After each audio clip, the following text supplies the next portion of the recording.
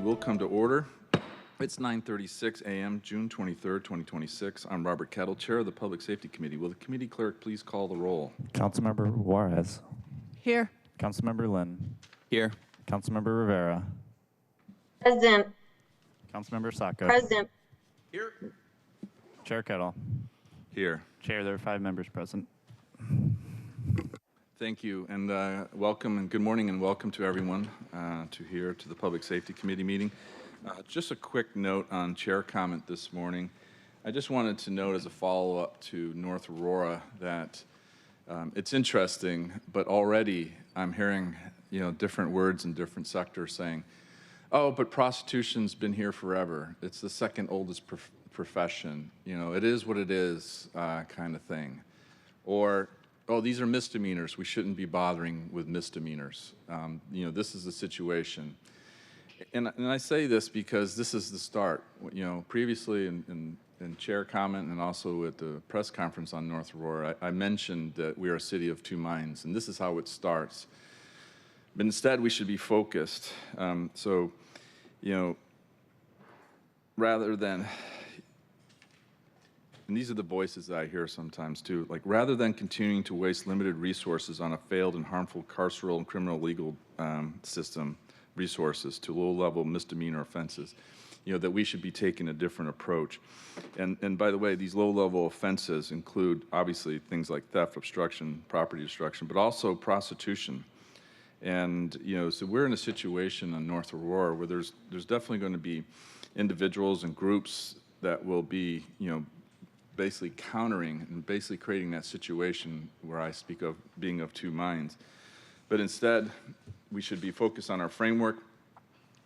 Police staffing is very important to this. A functional criminal justice system, which is our second pillar. And then our third pillar is gun violence reduction, prevention, and community safety. These are the things that we should be working through. Our fourth one is crime reduction through urban blight remediation, vacant buildings, lots and graffiti. And then important for this as well is addressing the seam between public safety, public health, housing, and human services. That's where we have the other side in terms of the women, the young girls, the minors particularly, the services in order to allow them to escape the situation that they found. And then the sixth pillar that we have is collaboration with county and state. I had a meeting, I've had meetings follow up on this issue in terms of like functional criminal justice system, working with Councilmember Juarez, and the idea of getting a 0.5 FTE city attorney, felony prosecutor, basically a partnership between the King County prosecuting attorney and our city attorney, to basically work this area, which is so important. You heard the city attorney talking about ERPO, the extreme risk protection order pieces. So these are the things that we need to do in addition to ensure police staffing is where it needs to be, and then also that the programs that are designed to help the women, particularly again the minors, are there. And important there too is, I've been to North Precinct. All of us go to the various precincts, and I remember being in North Precinct talking to a couple lieutenants, and they said the hard part is a lot of these groups don't show up, when it's second and third watch. So we need to be working with service providers that are there at second and third watch, because 9 a.m. the next day is too late. So these are the things that we need to be working through, and not get carried away with the varying voices that are basically going to create that of two minds challenge that we have in our city. So that's my commitment to my colleagues here in the council, but also importantly to the various communities, in this case specifically North Seattle. Okay, that is the chair comment. If there's no objection, the agenda will be adopted. Seeing no objection, the agenda is adopted. We will now open hybrid public comment period. Public comments should relate to items on today's agenda or within the purview of this committee. Clerk, how many speakers are signed up today? Currently, we have 3 in-person speakers signed up and 3 remote speakers. Okay, each speaker will have 2 minutes. We'll start with the in-persons first. Clerk, will you please read the public comment instructions to include, if you hear that chime, that means you got 10 seconds left. The public comment period will be moderated in the following manner. The public comment period is up to 60 minutes. The speakers will be called in the order in which they registered. Speakers will hear a chime when 10 seconds are left of their time. Speakers' mics will be muted if they do not end their comments within the allotted time to allow us to call on the next speaker. The public comment period is now open. We'll begin with the first speaker on the list. The first in-person speaker is Jeff Silverman. Good morning.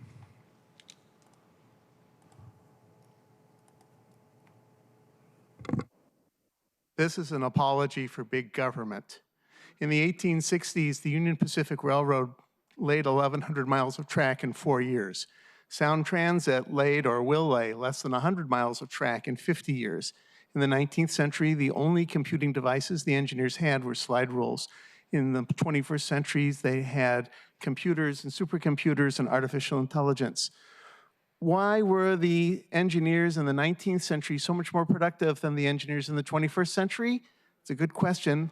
Let's find out. We're a lot smarter now than we were in the 19th century. In the 19th century, railroads didn't concern themselves with the property rights of the indigenous people. They didn't care about selenium in cuts and fills. They didn't understand that buffalo were part of the ecosystem. And they certainly didn't understand anything about flooding or the weather or trade-offs between distance and grade. When I look at the problems we have on Aurora Avenue North, it is with the benefit of a century of understanding of the physiology of substance abuse issues and a better understanding of economics. In the 18th century, when the Second Amendment was written, a good shooter could get off a shot in a couple of minutes. Today, any idiot with a submachine gun can get a shot in a couple of milliseconds. When I look at Aurora and listen to people with an 18th century or a 19th century understanding or a I don't care, just do something. Oh, and don't raise taxes. I just despair. Mr. Kettle, your comments are very well taken. A good solution to the problems of Aurora Avenue might not be cheap, but an expensive solution to the problems of Aurora Avenue might not be good. So do not rush to a quick solution, but also do not be paralyzed looking for a perfect solution when a good solution presents itself. To conclude, I think your critics are wrong, but I'm not sure your supporters are right. Thank you. Thank you. Next up, we have Rick Fordyce. Hello. Good morning. My family roots go back to the 1910s. Scandinavian immigrants who came to Seattle speaking no English. And my godmother, more or less, was Phyllis Lamphere, who used to sit up there on the president's seat. So I live on 102nd, as you know, and it's kind of, I've been doing this for a couple of years now. Two things I kind of want to try to get across. First, how do you take, the ideology that decriminalizing prostitution is going to help them, when in fact, it did the complete opposite. It created that.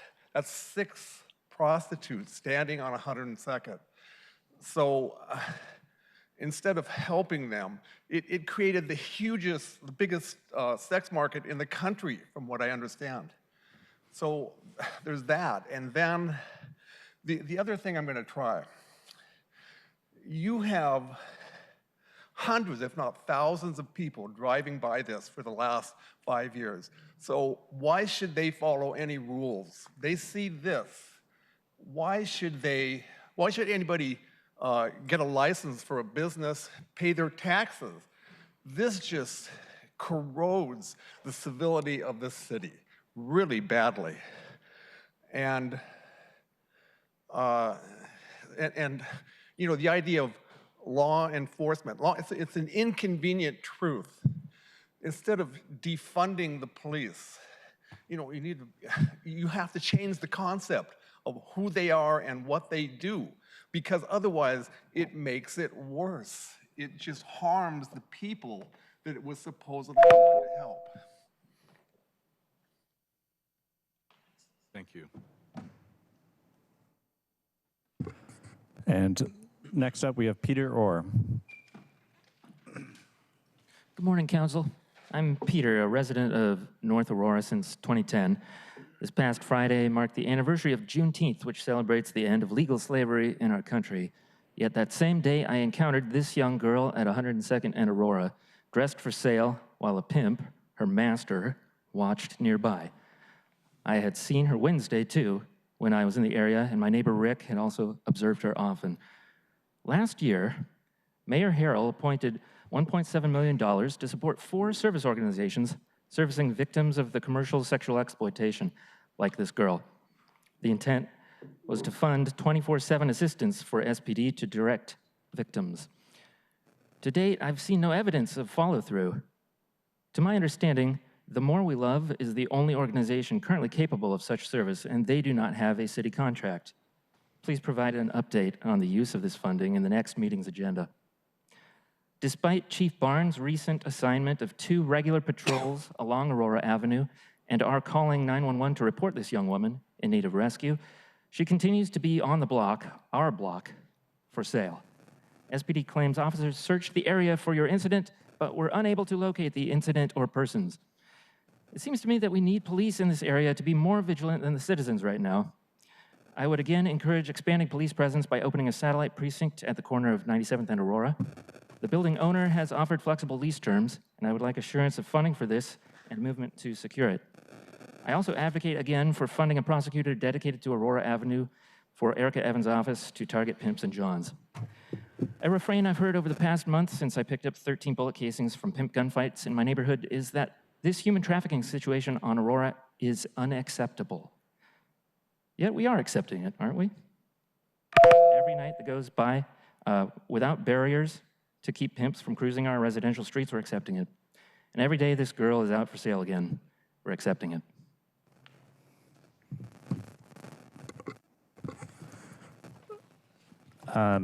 Now we're transitioning to remote speakers.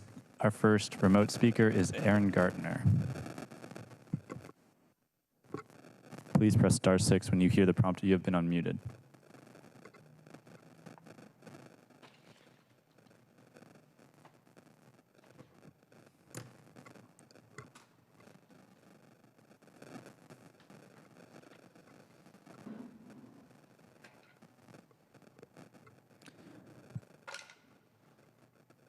Aaron, please press *6.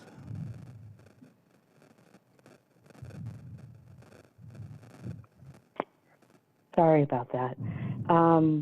And sorry about my voice. I'm pretty sick. But I did want to come. I'm also a neighbor who lives along Aurora, and I do want to echo everything that Peter just said. We have a crisis along Aurora. But what I'd also like to do is sincerely thank you, specifically members of this committee, for taking on this issue so publicly. And for bringing the hard-to-admit facts to the public. During the press conference last week, thank you for telling the city that there are girls out in Aurora. They are young. They are 14 years old, 13 years old. Thank you for telling the city that violent trafficking is indeed happening along this roadway, and that despite being, I think we're Seattle's 18th or 19th largest city in the country, we have the number 2 prostitution street in the country. And lastly, just thank you for agreeing to close the streets in our neighborhood. The major shooting about 3 years ago along 101st, streets were closed right away. I believe that the deputy mayor gave an order, and later that morning they were closed. And that significantly decreased the violence along that roadway. So we're watching as far as the road closures now. I've seen signs go up saying that starting tomorrow, there will be construction at those areas. So fingers crossed that it happens, but we will be holding the mayor's office accountable. This Thursday will mark the 2-week deadline that she said the streets would be closed. And just real quickly, finally, to your point, Councilman Kettle, about a city being of 2 minds, for any individuals who believe the women along Aurora are independent or there by choice, please come here. Come to Aurora, especially at night, and see for yourself what's going on. Thank you. Thank you. Thank you. And last up, we have David Haynes.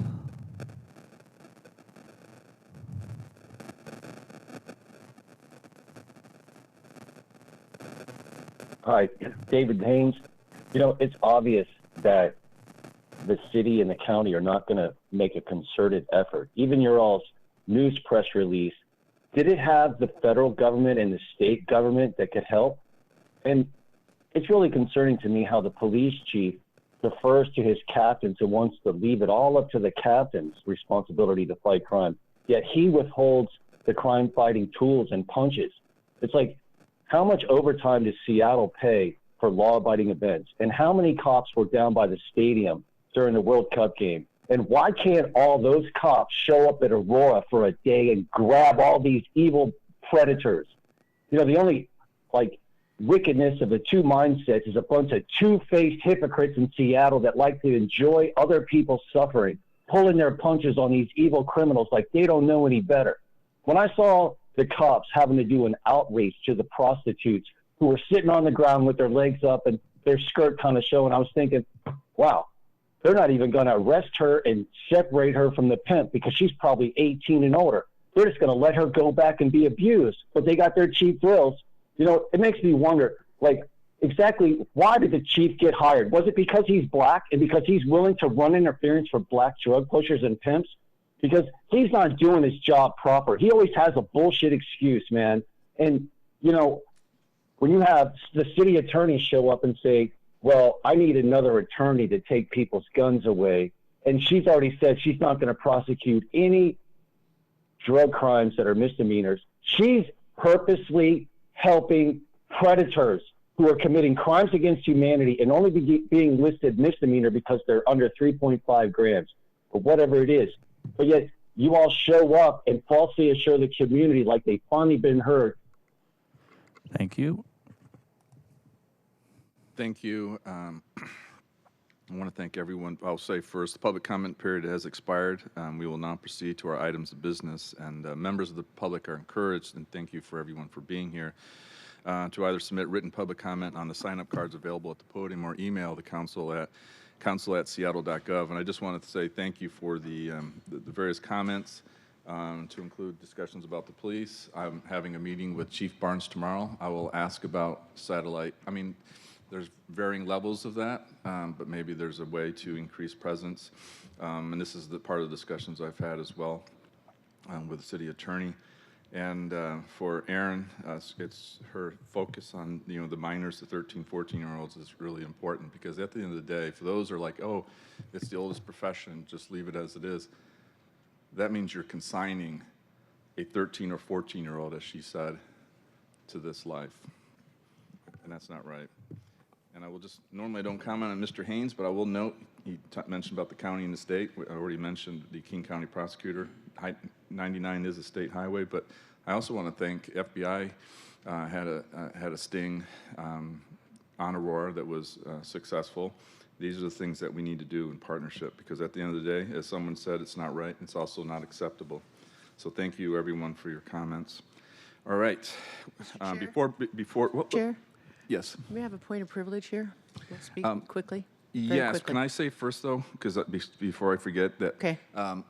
Councilmember Rivera is here on remote, and that is why, because she is on one of our representatives for the Association of Washington Cities, and she's at a conference for the Association of Washington Cities, and that's where she'll be, for this, and she'll have to leave at 11 as part of that, being part of the Washington Cities Association conference. So I just wanted to note that she is here with us remotely, and it's because of the association. And by the way, Councilmember Rivera, we'll definitely allow you to speak to the third item on the agenda before you step off. And Councilmember Juarez. I swear I'll be really fast, and I will save all my comments for when we get to Council Bill 121233. I just want people to take a step back and note that the historical perspective is back in 2016. We actually had, I think, $200 or $300 million set aside for a police station on Aurora, and the community came out and did block the bunker, and that did not happen. So if you can go back into the time machine, I don't think a lot of people know this. We had 12 votes voting yes for a new precinct on Aurora for these very reasons we're talking about in 2026. And on the 13th vote in August of 2016, I was the only yes vote. And that was a long story there. You can go back and look at the video. So I just want folks to know that historically, we have seen this problem. We've been working on this problem. Our answer was to staff up and build a community center / police station on Aurora on 125th, bought the property, had the votes, and then we had blocked the bunker, and then it ended. So that should be noted. Thank you. Thank you for bringing that up. That's important context, and it kind of goes to the point that I've been raising. And I would note, I think my vice chair would agree with me that this committee, to include in the past term of the council, that would have passed and would have been put in place. But unfortunately, to your point, it got undermined, and it's having impacts today on North Aurora. With that said, we'll now move on to our first item of business. Will the clerk please read agenda item number 1 into the record? Council Bill 121232, an ordinance relating to the operations of the Community Assisted Response and Engagement Department, describing the duties of the Community Crisis Responder Team, amending Section 3.15.060 of the Seattle Municipal Code, and adding a new Section 3.15.064 to the Seattle Municipal Code.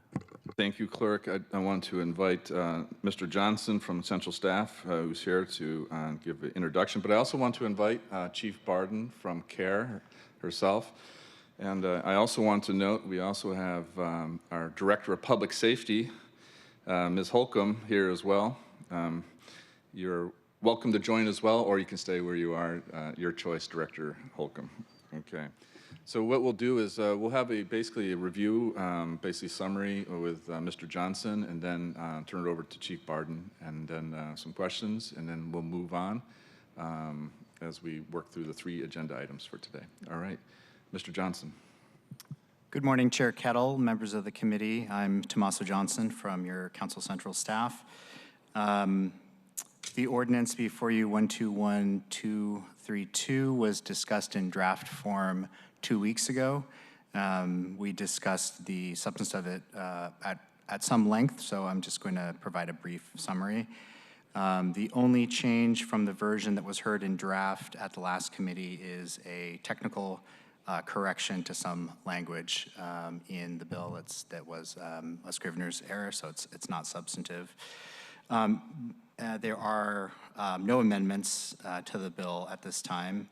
By way of reminder, this ordinance would relate to the part of the Seattle Municipal Code that describes the function and purpose of the Community Assisted Response and Engagement, or CARE department. This department by this name was established by ordinance in 2023. CARE supports the city's public safety response with 2 primary functions: operation of the 911 Communications Center and fielding the Community Crisis Responder, or CCR, team. The role and deployment of that team has expanded significantly since the original ordinance was passed in 2023. Most notably in the last budget year, the CCR team was further expanded, doubled in size from 24 to 48 FTE responders. This legislation would amend the Seattle Municipal Code in several ways. One, by acknowledging the CCR team as a core function of the CARE department. 2, by defining at a high level the role and purpose of the CCR team. This language serves the purpose of describing, generally speaking, the body of work that the CCR team does, as that is a significant function of the department that is not currently described in code. And further, it would clarify a few of the administrative functions of the department. That's it for me, but I'm happy to answer any questions once we finish the discussion. Thank you. Any questions for Mr. Johnson, colleagues? Okay, not seeing anything. So, Chief Barden, over to you. Good morning. Thank you for having me here. So candidly, Chair Kettle, when I heard you were working on this, I wasn't quite sure where you were going with it or what might be accomplished beyond the 2023 ordinance 126954. When I reviewed it, I realized I was wrong about that. The original CARE ordinance was drafted before we even had job descriptions for the CARE responders and before we had state legislation expanding the definition of first responders to include social workers, behavioral health clinicians, registered nurses, community health workers, and peer support specialists who go out alongside police, fire, and EMS. That was House Bill 1811 back in 2025. The ordinance was drafted before the launch of a really significant coordination effort with King County and Crisis Connections leaders to standardize language and to articulate protocols for 911 to divert appropriate calls to the 988 system. And that work is culminating and being put into practice this summer. It was drafted before we had really considered that people exit our jails every day and head straight back into the same self-destructive behaviors, and before I personally understood that 911 is, and has always been, a crisis hotline. Crime correlates with crisis, and the objective of the criminal legal system must be to permanently break cycles of crisis and not simply pause them. CARE naturally does sit at the intersection of public health and public safety, and at the nexus of the criminal, legal, and behavioral health systems. And this department does have the potential to coordinate investments across silos and to provide a line of sight into how people are moving across the systems and whether or not our interventions are working. And so I am in favor of all legislation that entrenches diversified response in Seattle public safety. The journey that brings people to a state of crisis that merits a 911 call can be very complex, but sending the right response to the call is not. It should be simple and straightforward. That part of the system can be easily fixed. And so I thank you for continuing to press to make things better and for remembering the promises that we've made to our community. Thank you, Chief. Appreciate both of you, central staff, for your work on this bill, but also Chief Barton, in the way you're up here representing. There's a lot of stakeholders that we engaged with on this bill to basically, it's alignment. Mm-hmm. And so thank you, and thank you all to the various stakeholders that been working with, particularly my team, my Chief of Staff, Steve Smith, and my clerk, and my policy director, Mr. Brent Lowe. Colleagues, starting Vice Chair, any questions? No. No questions? Okay. Any questions from my other colleagues? This is very good in terms of my 3 agenda items. Colleagues now? Okay.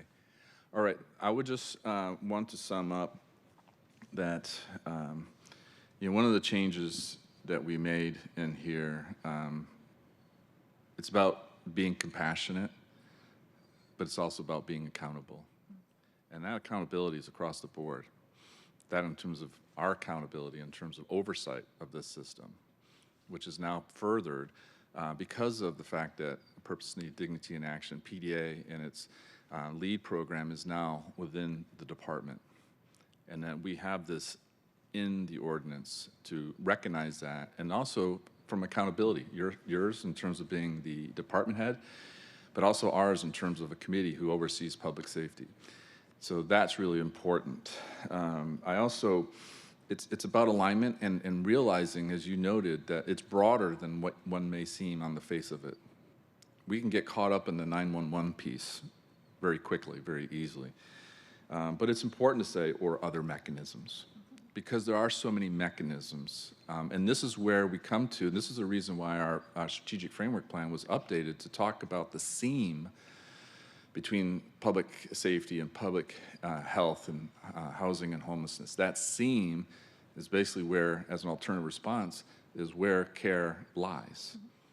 And so we have to acknowledge these pieces, and it's important to acknowledge in order to enable care to do its job. I view my job as, in my role as council member, but also as chair of this committee, is what can we do to set up individuals and organizations up for success? I don't think CARE was set up for success in many ways, but this is an evolving piece, and as I said 2 years ago and a year ago, there's going to be changes. And so these changes are done with the thought that we need to set CARE up for success, and more importantly, set those that are on our streets with clinical issues or behavioral health issues up for success, to clear up the lines, if you will. And it's also to recognize, leadership is about recognizing who your people are and the work that they do. And as stated in state law, you know, we do have police first responders. On the other side, we have fire first responders, which also has the medical piece, you know, if you have your heart attack. But also if you're OD'd with Health 99.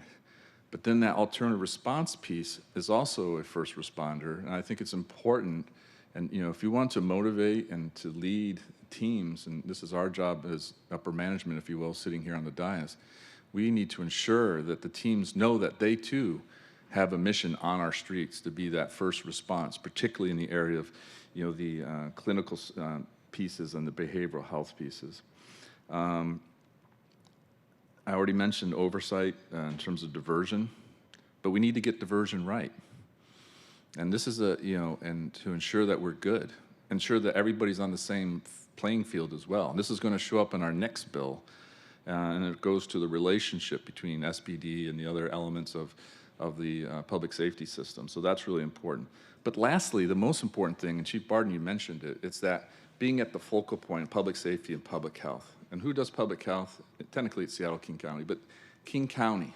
And there's so many pieces there at King County, to include the jails, you know, in terms of that warm handoff and all those pieces, like what are the opportunities? What can we do to get ahead of a problem instead of always reacting to the problem?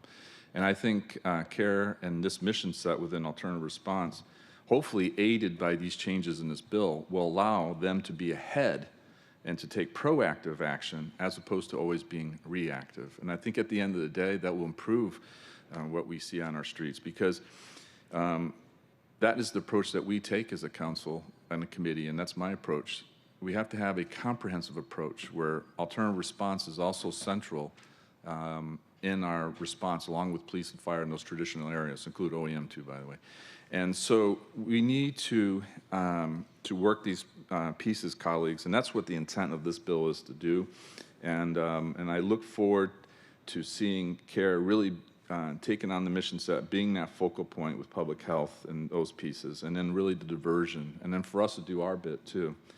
And at the end of the day, I think, again, it's about helping on those situations on our streets where we have a crisis situation that doesn't really need the carceral, as I noted in my little remarks, but it needs something.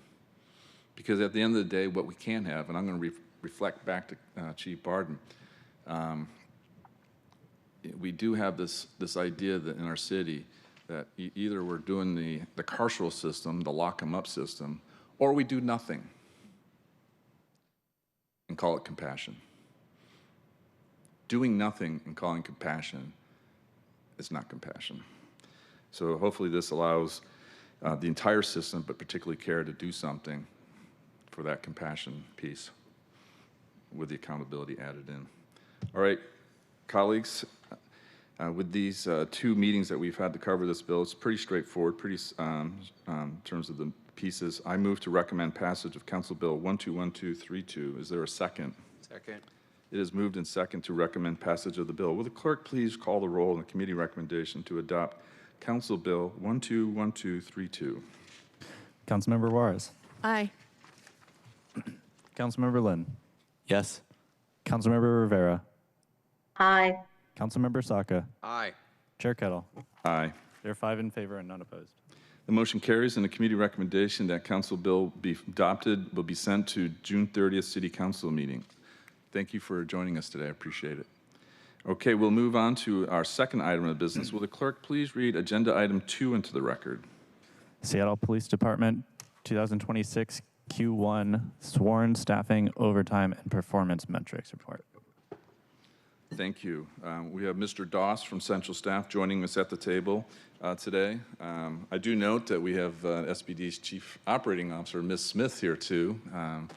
I don't want to play favorites amongst the public safety elements of the executive, so I'm highlighting Ms. Smith is here along with our Director, Holcomb. All right. Colleagues, we're going to run through this briefing, so please write down your questions, hold them to the end. This will help facilitate our third agenda item as well. Mr. Doss, over to you. Thank you, Mr. Chair. Good morning, Mr. Chair and members of the committee. Greg Doss, your Council Central staff, here to present to you the first quarter 2026 SPD sworn staffing overtime and performance metrics report. This report is being presented a little late this year. Fortunately, I have online with us Budget Chair, SPD Budget Director Dan Eder, who will be able to provide some updates to the data that I will be showing you today. I always say that while this presentation has my name on it, I have to share credit with the department who pumps out the data and does a lot of work to make sure I get things right. So I really appreciate that partnership. And with that, I'm going to jump right in. Thank you. So we're going to start out talking about staffing. And I think that council members are well aware of the unprecedented success in hiring, which has really been happening since about the fall of 2024. In the first quarter of this year, SPD made 41 hires and has 19 separations. You can see that in the upper right-hand corner of this slide. That's pretty close to the original plan and doesn't change the annual picture very much. You can see down at the bottom the revised annual projections, and all of those projections basically net out to one additional unplanned FTE. But what's not captured here are some pretty significant changes that happened at the end of last year. In the fourth quarter of last year, SPD realized 11 fewer separations than it had planned, and that created a net change of 7 more officers than the hiring plan was designed to support. So when you add that to the 1 FTE here on this slide, the net change, SPD is now running about 8 FTE ahead of their staffing plan. The plan, of course, is supported by staffing dollars in the department's budget, and running ahead of plan means that they are spending salary faster than they have budget to support. And we'll get into that in a few minutes. The last thing I'll do is to talk about the chart here. What you can see is that there are currently 985 fully trained officers, and that number is reflective of an officer who has completed all of their classroom work, field training, and is out on the street and can be deployed alone. And then you see a smaller number, the number of deployable, and that's 939. That number takes into account officers who are fully trained, but they're out on long-term sick leave, parental leave, or military leave, other kinds of leaves that take them out of the deployment process. And so, as you can see, if things keep going on their current trajectory, the department can expect to have about 1,029 fully trained officers at the end of this year, Q4 2026. And if trends hold on the officers who will be out on military leave, et cetera, long-term leaves, we can expect there'll be about 981 officers that are available to be deployed. However, I'll caution that there are a lot of assumptions that go into those numbers, and some of those assumptions we will be talking about soon. Okay, so I'm going to talk now a bit about what's going on behind the data points I just showed you. As I first said, starting in the first or the fourth quarter of last year, we can see that fewer fully trained officers are leaving SPD. Because officers are staying longer, there is increased pressure on SPD's budget. This is because it's more expensive to retain an existing higher salaried officer than to hire a lower salaried recruit. So low separation rates can have an outsized impact on the department's ability to hire recruits and build its ranks. SPD had planned to hire 174 net new officers over the 2025-2026 period. That plan may have to change because of the changing separation picture. The department may need to either slow hiring or come up with reductions in other areas of its budget to be able to support additional unplanned officer hires. Right now, with the additional 8 FTE over plan, SPD is poised to overspend its staffing budget by about $1.7 million. And so that's the amount that they would either have to find in another place in its budget, or there would have to be a staffing slowdown to make sure that they can stay within budget. Another staffing challenge SPD is facing has to do with its ability to train all of its new officers. So as this slide says, SPD had 135 officers in field training in April. Some of those officers in field training are in the classroom, and some of them are out on the street with specialized training officers who help them learn how to respond to 911 calls. Just for some context on that number, 135 in April is comparable to an average of about 56. So clearly a lot more in field training as a result of the hiring successes that SPD has had. One of the problems that SPD is having right now is that there are not enough training officers to assign to the students who have finished their classroom work. In April, there were about 21 officers who were waiting on trainers to be available so that they could begin their field work. It's my understanding that SPD has been able to bring that number down a bit, and I'm going to pause at the end of this slide and let Dan tell you a little bit more about the progress that they're making there. As I said, to give you context, that number of 135 is normally about 56. In a normal situation, SPD would expect to graduate about 6 to 7 officers each month out of field training and into the SPD ranks. Their current staffing plan is hopeful that they will be able to do 10 graduations per month out of field training and into the officer ranks. And if that happens, then they can reach those numbers that I showed you at the first slide. If it doesn't happen, then they won't reach those projections. So why are there not enough trainers? In short, existing labor agreements allow officers to volunteer to be trainers, and not enough of them are volunteering. There are some things that the department can do to entice officers to become trainers, and as I say, Dan's going to talk a little bit more about that. And I'm going to pause at the end of this slide right now, give Dan a chance to provide an update on FTO work within the department, and then, yes, Mr. Chair. I was going to say I wanted to officially welcome Mr. Eder to the meeting today, because I didn't do that earlier, and also give myself a chance to welcome Councilmember Rink to the dais, who's joining in. As she and the others know, our colleagues not on the committee are always welcome to join in. So, Mr. Eder, welcome, and I guess Mr. Doss is throwing you the pass. I was going to do a World Cup thing, but I'm going to resist. Mr. Eder. Thank you, Mr. Chair. I won't make any sports metaphors because I'm not good at them. Yes, as Greg mentioned, we are trending in the right direction. 21 is about the high watermark of the stats this year of folks who have been ready for an FTO to be assigned, but we didn't have an FTO to assign. We have been making steady progress and fully expect to resolve the issue this year. The chief has been attending roll calls, has been working cooperatively with the police union, SPOG, Seattle Police Officers Guild, and we are all rowing in the same direction. The number that you see on your screen, 21, is how many people were at the end of March waiting for an FTO to be assigned. We are now down to 16 and hope to clear that deck by the end of the year. Part of the way we are doing that is by adding to the number of folks who are certified to do field training officer work.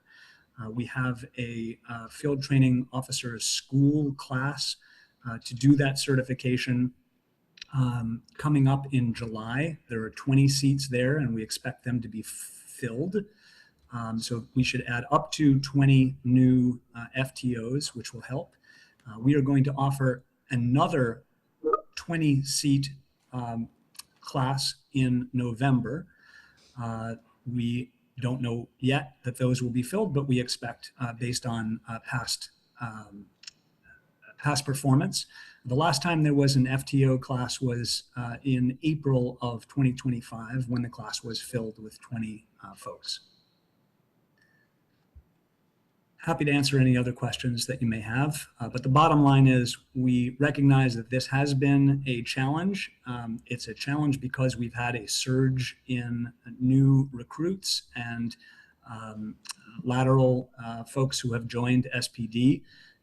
And we have been working to increase the number of field training officers. That is finally showing some progress. So we're down from 21 to 16 who are awaiting a field training officer to be assigned.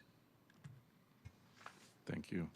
I'll tell you what, let's finish out the staffing section first and then have staffing questions because we do have 3 distinct elements of this briefing. Yes, thank you, Mr. Chair. So moving along, the council has expressed its interest in the 30 by 30 initiative over the last few years, so I have provided here data on female hires through March of 2026. Through March, women continue to make up about 10% of SPD hires. The good news is here, Dan can tell you in a minute that things are trending a little better there. I'm going to keep moving, and as we get to the end of the slide, slides on staffing, we can talk more about that. So as you see here, SPD staffing, precinct staffing numbers are broken out in officers and sergeants by precinct, 911 and other patrol areas. For your awareness, that's really all I provide this table for. What's important about this slide, the recent history of 911 response and patrol officer staffing, is that there's not a lot of change in the last 3 years between 2023 and 2026. We're still seeing about 490 officers in patrol, roughly hovering around that number because there's not yet been an influx of new officers from this hiring surge. Some of that has to do with the fact that it takes about a year to train officers and they're still in the pipeline, and others have to do with the facts, the FTO bottleneck that we just talked about. And then I will stop and offer the chance for questions per the chair's direction. Okay, colleagues, Vice Chair, any questions related to staffing? Chair, thank you. I'm taking all this, internalizing all this in, very helpful information. I have some questions and observations, but I think these 3 distinct, separate but related constructs all fit together. I will reserve my own questions for the end of the presentation. Thank you. Okay, all right. Colleagues, press on. I'm not seeing anything, so we'll do that. Okay, please press on. Oh, I'm sorry. Did you have a question?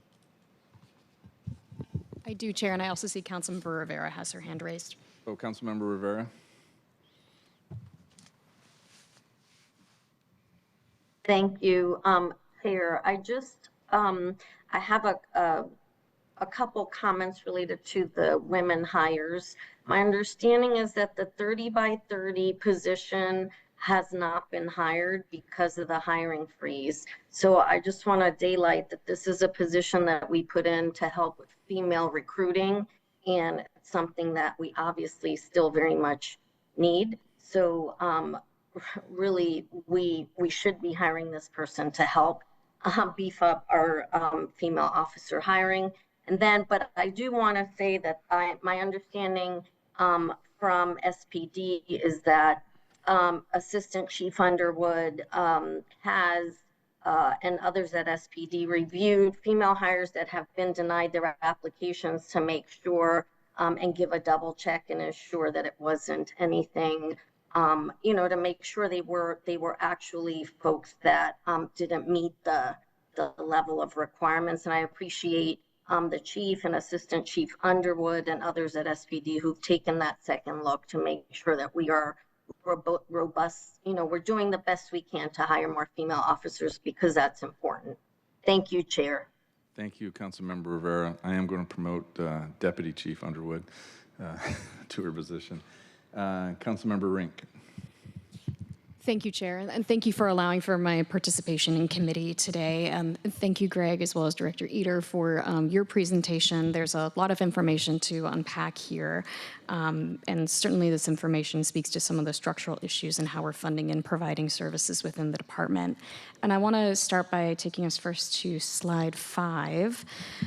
Greg, you've highlighted the bottleneck with field training officers and noted that the 21 student officers are currently awaiting instructor availability. I think I heard a correction or an update from Director Eater that that's now 16 student officers. Now, my understanding is this training is the final stage of training officers, correct? Yeah, the final stage is where an officer goes out with an experienced officer, the FTO. Yes, that's correct. And without that training, what kind of activities can these student officers engage in? I'm going to turn it over to Director Eater to answer that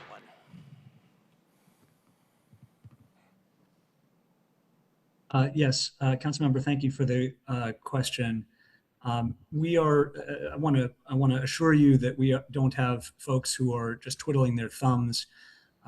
These are folks who have been through the academy. They are sworn officers, but they're just not out in the street as fully independent police officers. We're keeping them busy. They're either supporting our investigations unit with cases, working with precinct staff and clerking, and joining in on some foot patrols with sergeants, but under strict supervision, and they're not acting independently. So they're all doing a variety of useful work, but they are just not independent police officers quite yet. Thank you for illustrating that. And just to clarify, what kind of calls can student officers respond to? They do not respond independently to any calls. They typically are doing things like, speaking of calls, they take telephone calls in the telephone reporting unit and fill out police reports. They can, on some occasions, go out into the field with sergeants, but they are not acting as independent officers. It's just to get a sense of what it's like to be out on the street. Thank you for clarifying that, Director Eater. And you mentioned that we're bringing online additional field training officers to help with this bottleneck. What are the costs associated with additional field training officers as more folks get trained up? Do they receive a raise or a bonus for becoming an FTO? Officers who are FTO certified do not receive any augmentation in their pay.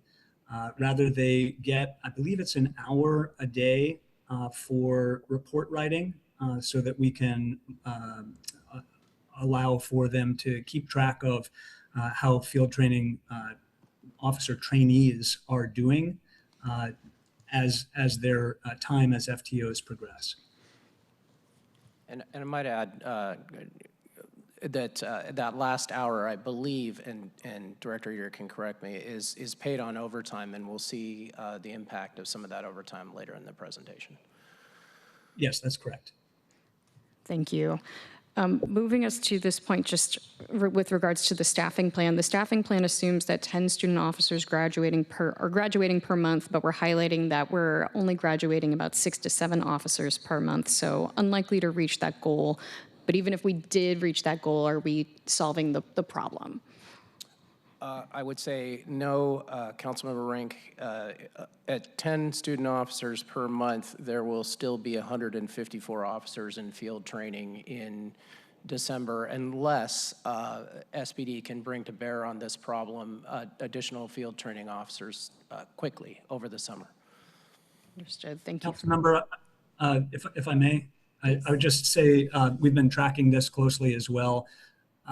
We are confident that we will be able to average 10 per month. In May, we had 11 folks who graduated. It is true that we haven't yet achieved a steady state of 10 or more graduating from FTO, but we think with the additional FTOs who will become certified in the July class and more coming in November, that we will be able to address this. There is also some additional capacity from the 130 folks who are currently FTO certified. That is to say, they have been properly trained to take on trainees. And we have been working with SPOG to try to encourage folks to help the entire department and help themselves by taking on trainees. We think there's additional capacity there. Thank you for that response, Director Eater. And Chair, if I may, I just have one additional question. Okay. Thank you, Chair. Today's presentation has clearly outlined that given the trend in police hiring, the department is on track to create $1.7 million in unfunded salary costs by the end of this year. So my question to Director Eater, does the chief intend to slow hiring to ensure SPD is staying within their approved budget? I would say that is on the table.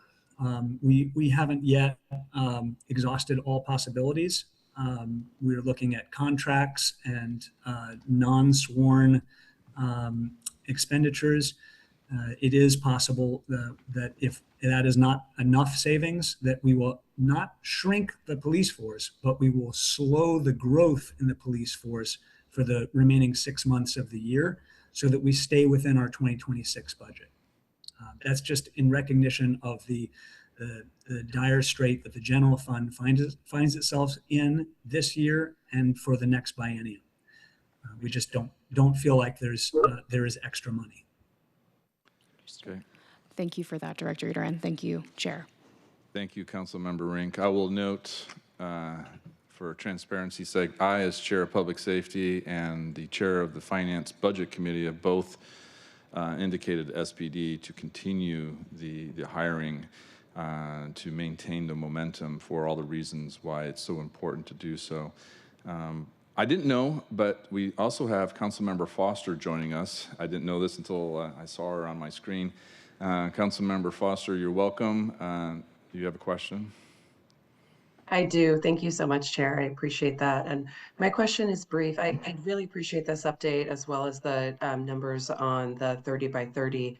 And I just wanted to ask when it comes to, sorry about my dog there, when it comes to separations, are we seeing any notable differences in separation by gender?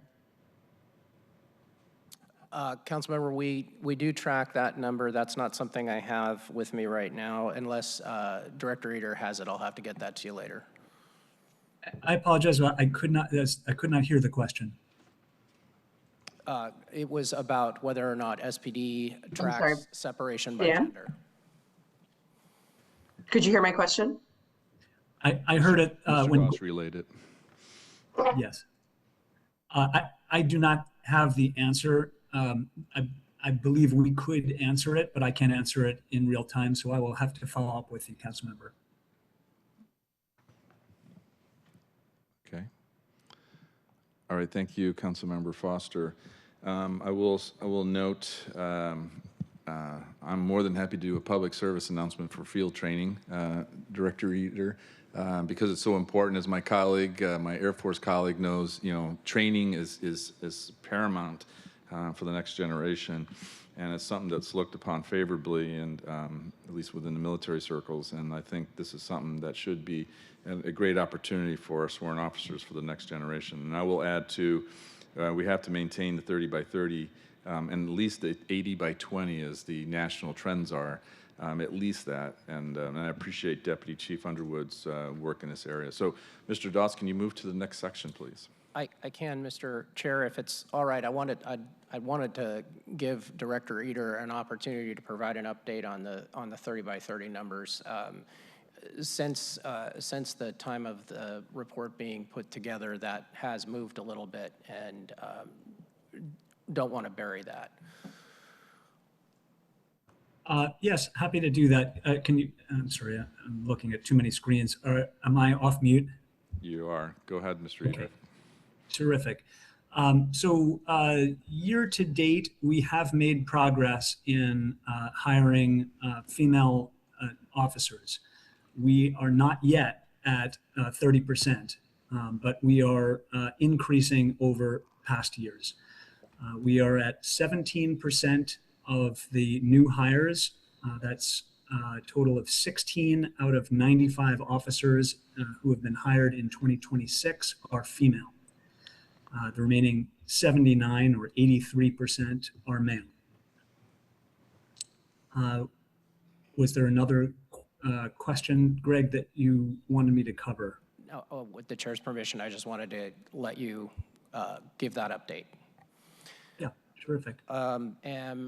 Yes, I guess I would just seize the moment and let you know how important this goal is for the department.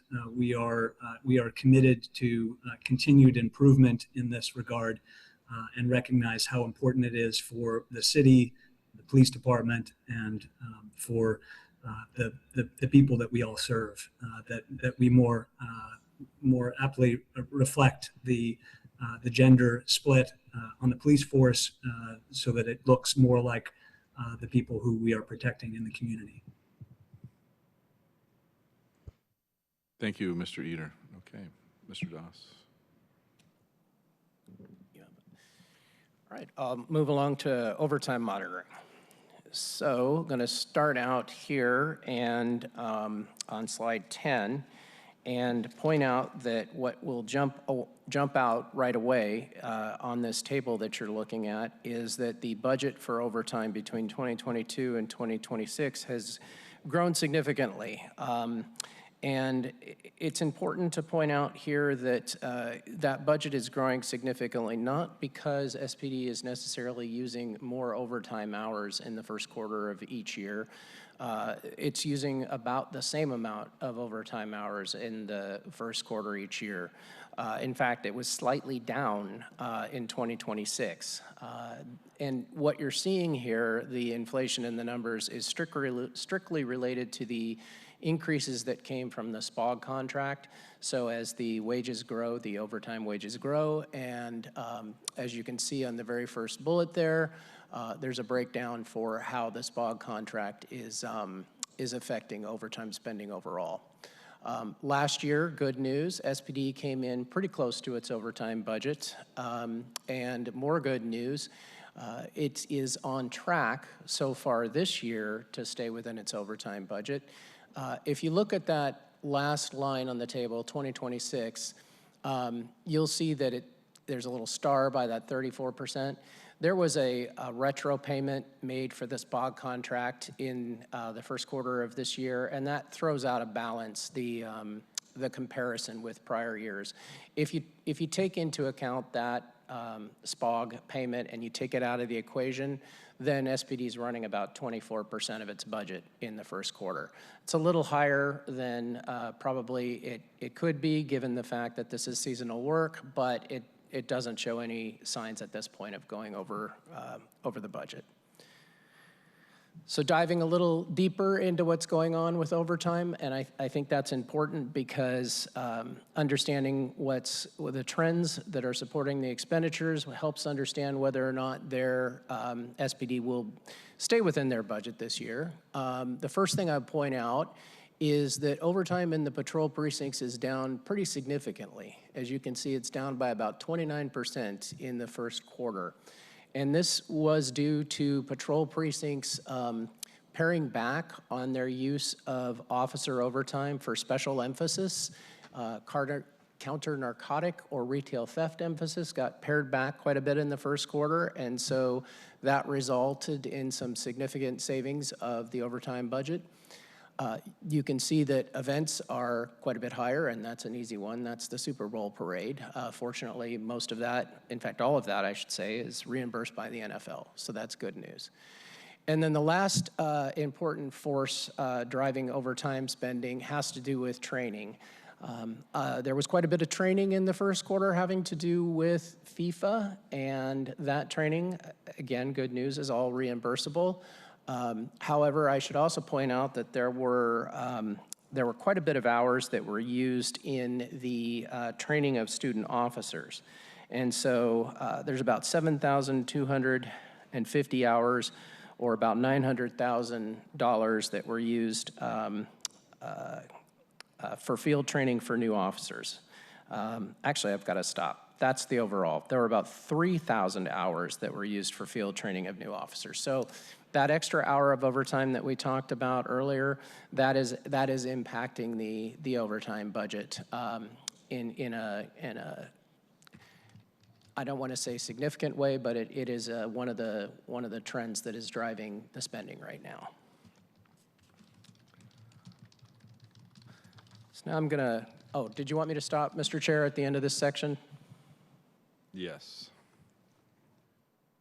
Colleagues, any questions? I know my vice chair is waiting to the end. Anybody else waiting to the end, or would you like to ask questions regarding overtime right now? Okay. Proceed, please. All right, so response times. This is a table that I show every year. As the table shows, response time to priority 1 calls really hasn't changed much. It's still hovering at about 10 minutes on average and about 7 minutes at the median. What is significant about that is that there has been a 12% volume increase, and so officers have found a way to maintain response times even though there have been more calls. Some of that may be due to alternative response, helping officers and freeing up their time so that they can move on to other calls. That's been something that the department has highlighted in the past, last year during this presentation. There is also at the bottom a table that shows the number of calls that SPD has not responded to. Very small, 36 calls out of 39,000. And that's a roundup to 1% or 0.1%. It's actually way smaller than that. So I provide this table showing a history of 911 response times by precinct so that council members can see on average within their districts how the median and average response times look. I think the thing to point out about this is that it really hasn't varied a lot. There's no distinct pattern. The times may be up slightly or down slightly year to year, reflecting patterns in deployment or crime in the particular area, but not a significant difference anywhere. And I think I would say that that is likely because, as we saw earlier in the patrol slide, there have been about 490 folks consistently in patrol since 2023. So I think once we start seeing more folks in patrol, there may be a more steady trend in response times.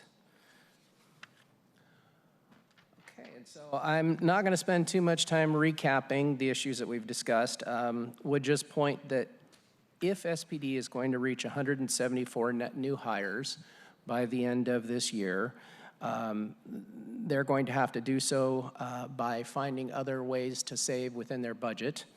And as I said before, SPD is not showing any signs of an overtime problem this year, but a big part of that is because there was a 30% reduction in emphasis spending in the first quarter. As the department ramps up its spending on emphasis, say in the 12th and Jackson area or downtown, that may require more overtime and might put more pressure on the budget. And that's it. Stop and ask if there's any questions. Okay, thank you, Mr. Doss. All right, Vice Chair.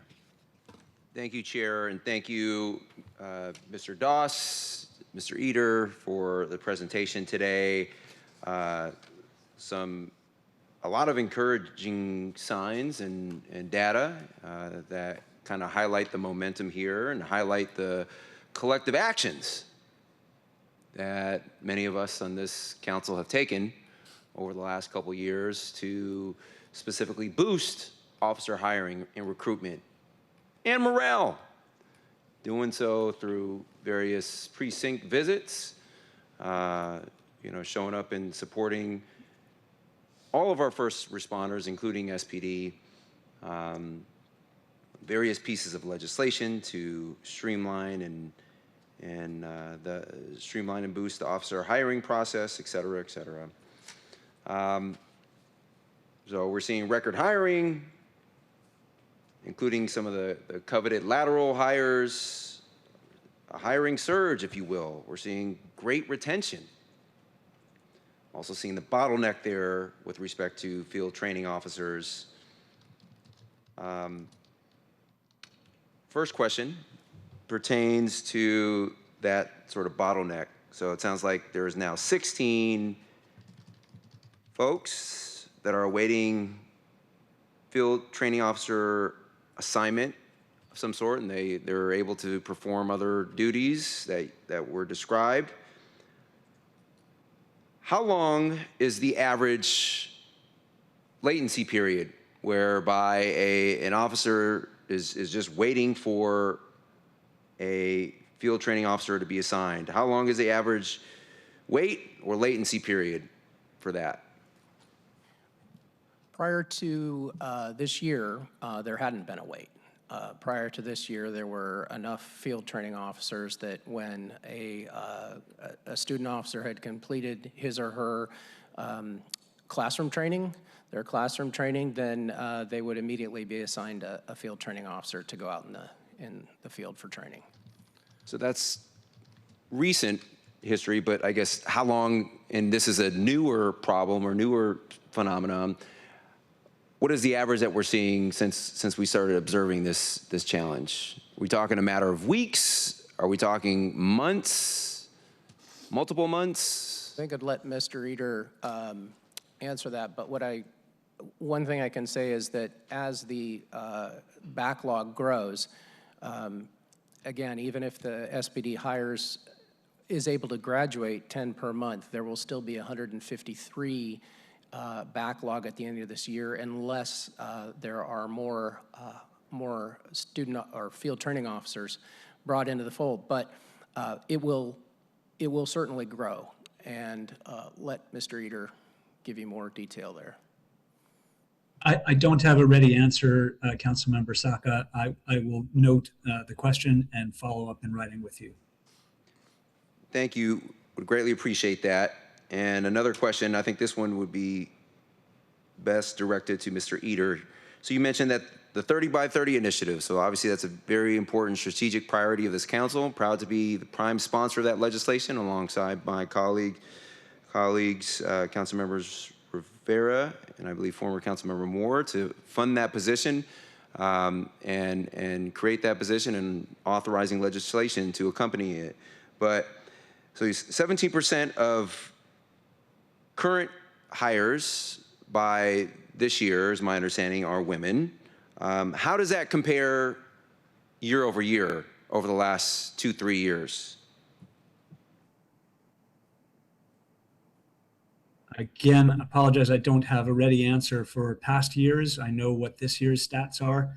I know also that that is more as a percent of the total hires. That is a higher number, a higher proportion of female hires this year than in years past. But I don't have the answer of about how this compares to previous years in percent. I think my understanding is that the total number of female officers who were hired so far this year, as of mid-June, exceeds the total number that were hired in all of 2025. Yeah, thank you. Oh, go ahead. Yeah, so, and thank you, Director Eder, that last piece was important. If you look at the beginning of the hiring surge, which started about fall of 2024, and you look all the way through the end of last year, December of 2025, it had been 10%. 10% of the hires were female. From what period? From the beginning of the hiring surge, which would have roughly been fall of 2024, through the end of last year, the hiring had been, actually all the way through March of this year, hiring had been about 10%. It has jumped up recently, and now if you look at just this year by itself, it's up to 17% of hires. Okay. Well, that's encouraging, and it is important for all of us to align on a shared set of facts, and the raw data from this year alone is limited without additional context when we talk about the last couple years, and to have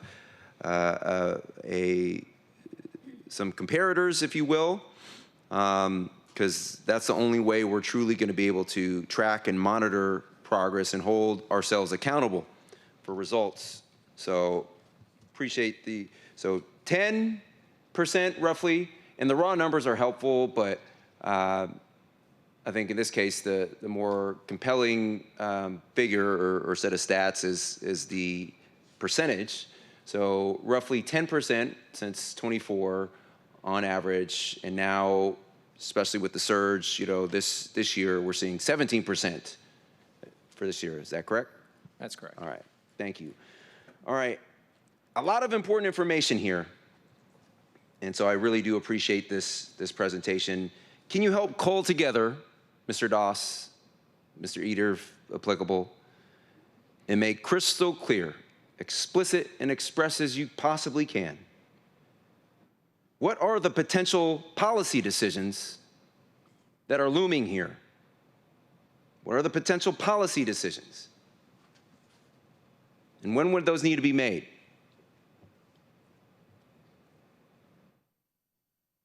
Well, I think I'll go ahead and take a first shot at that.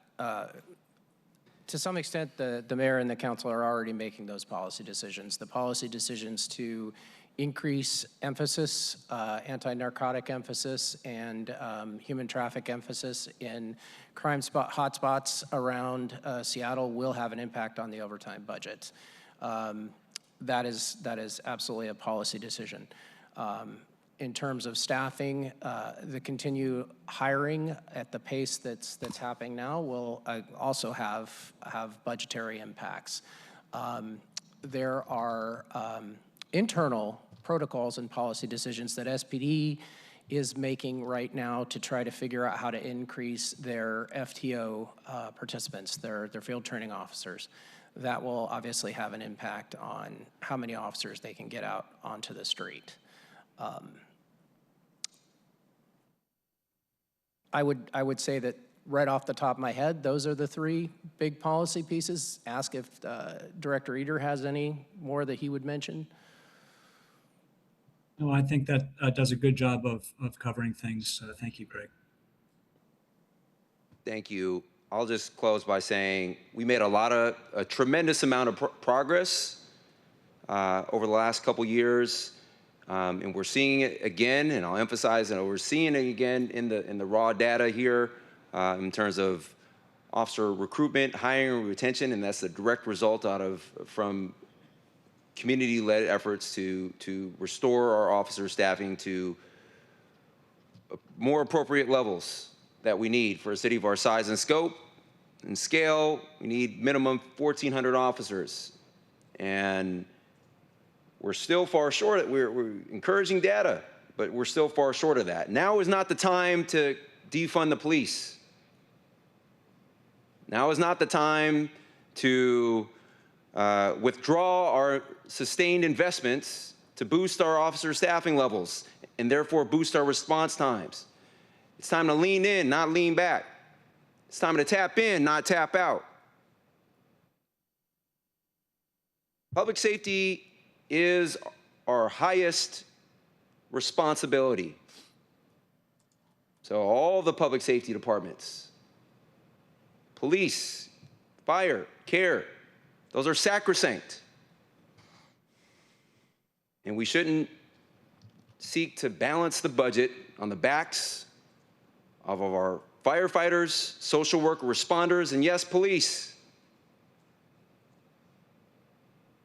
Communities are asking for, in my own council district, communities are asking for more emphasis patrols and directed patrols in areas like Elki and Harbor Avenue. And I'm grateful for the leadership of Chief Barnes, Southwest Precinct Commander Bayer, for launching a pilot program recently to help do exactly that. But it's a pilot, it's limited term, one time. We need sustained, focused, year-long efforts. The only way to do that is to continue that pace of hiring. It's not just Elki. Other communities across the city are asking for more directed patrols, emphasis patrols. Magnuson, Park, Councilmember Rivera's district. We hear some members of the public here today from the North End community in Aurora.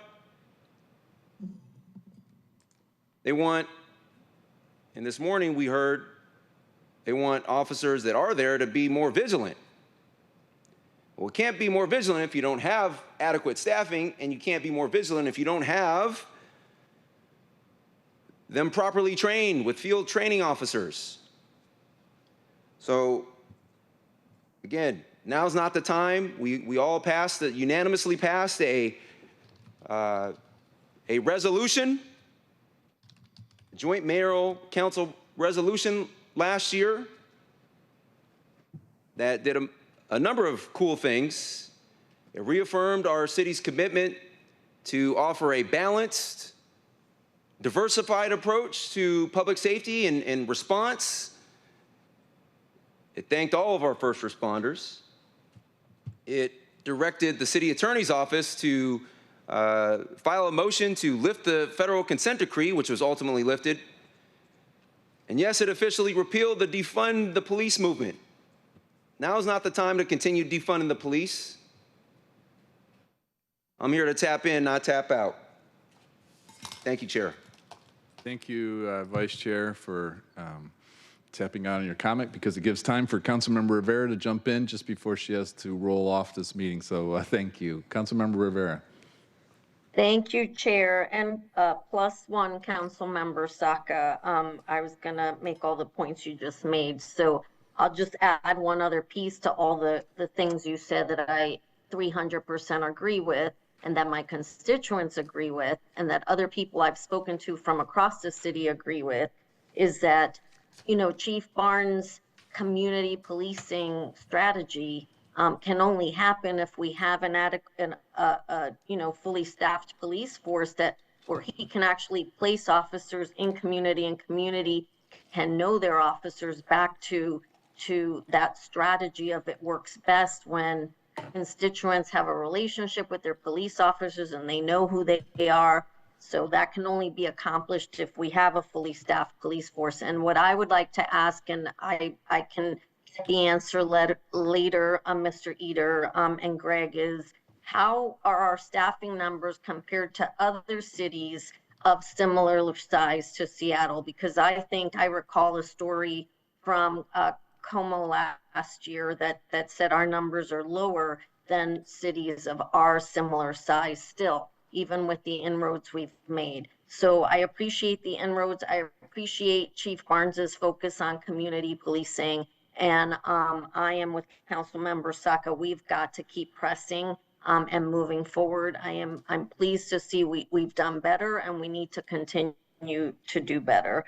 And particularly also, we need to do the emphasis patrols because we're seeing on Aurora, which is not my district, but one I also care about with my sister here, Councilmember Juarez, we need to have police staffing to address those issues. And toward that end, I want to thank SPD for their more recent operation, which led to the, and Councilmember Juarez, maybe you were going to talk about this. I'm sorry, I don't want to, speak out of turn, but just to say that I appreciate 13, I believe it was 13 women and children were removed from Aurora and provided with services last week, I believe, or the week before. And I appreciate that. And these things can't happen if we're not adequately staffed on the policing side. And then toward the Aurora piece, I want to thank you, Councilmember Juarez, so very much for bringing this emergency legislation.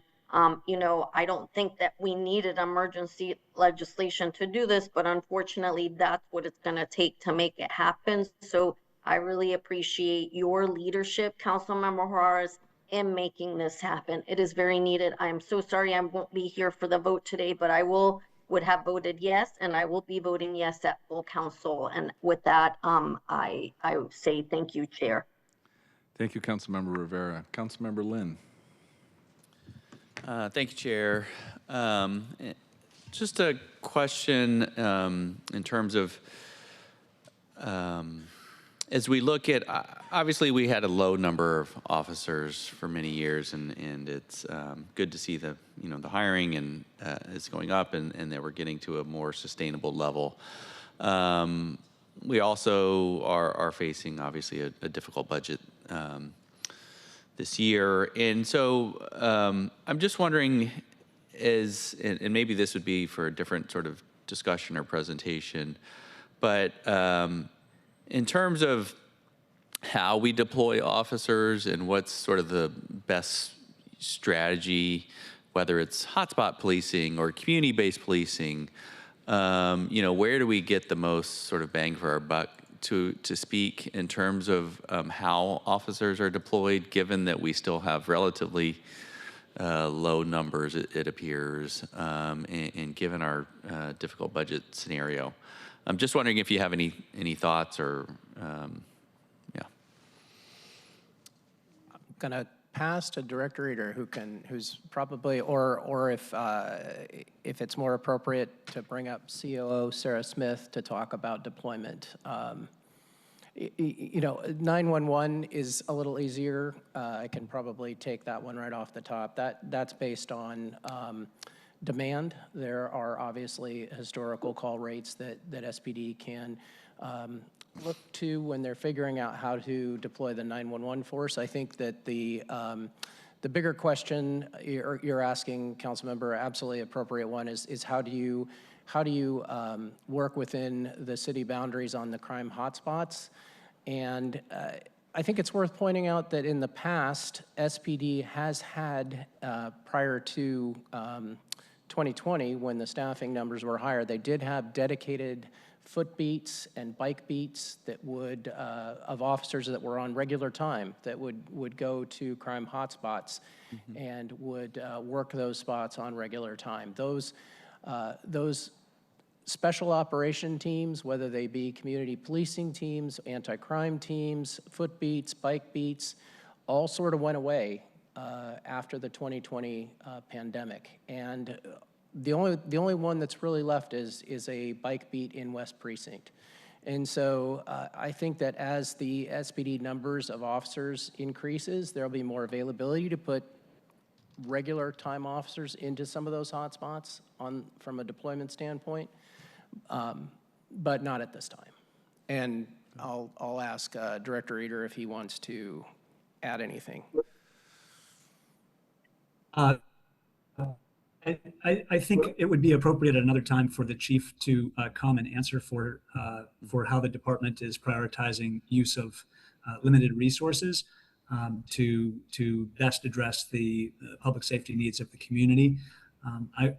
All I would add at this time is that one of the most significant ways that we use overtime at this point, given the diminished number of officers who we have on board, is augmentation. We provide opportunities for staff to voluntarily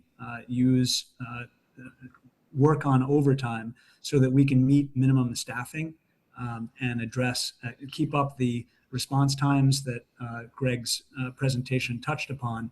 Even though we've had increase in number of 911 calls, we've been able to maintain fairly even response times across all kinds of priority calls. And that is in large part because we've been prioritizing using other staff who are on board on overtime to fill out the missing ranks, if you will, of police officers that we'd like to have moving forward on a regular time basis. Thank you so much. And just sort of a final comment, I get the sense of, when we were in super low numbers, we were in kind of triage mode where we were just, barely able to respond to the highest priority. And hopefully as we kind of get out of triage mode, where we can sort of be, I think we are getting to that place where we are seeing more return to more community-based policing, a return to more proactive, and just sort of, looking forward to that discussion of how to best use our resources, how to, best use the combined resources of SPD and CARE, and just, any other things that we can do with other departments to work on public safety more holistically. Thank you, Chair. Thank you.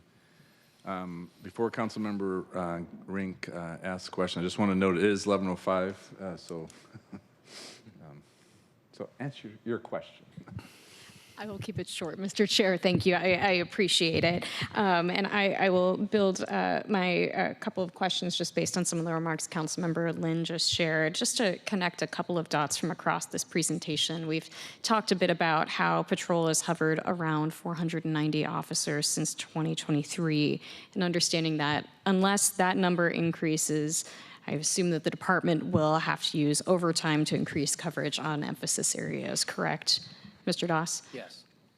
So part of, to then draw the dotted line to some of the questions about FTOs, it seems like the bottleneck with FTOs is not just slowing officer graduations, but also costing the department money that it may not have, particularly in overtime, correct? It is true that without additional officers coming out to work emphasis on regular time, without additional patrol officers, the way that SPD has to staff those hot spots is through use of overtime. Director Eater did mention that there was some effort underway to take FTO officers who have not yet received an assignment and pair them with other officers to put out into emphasis areas. That's not something I'm familiar with. It's sort of new territory as it is with this whole hiring situation.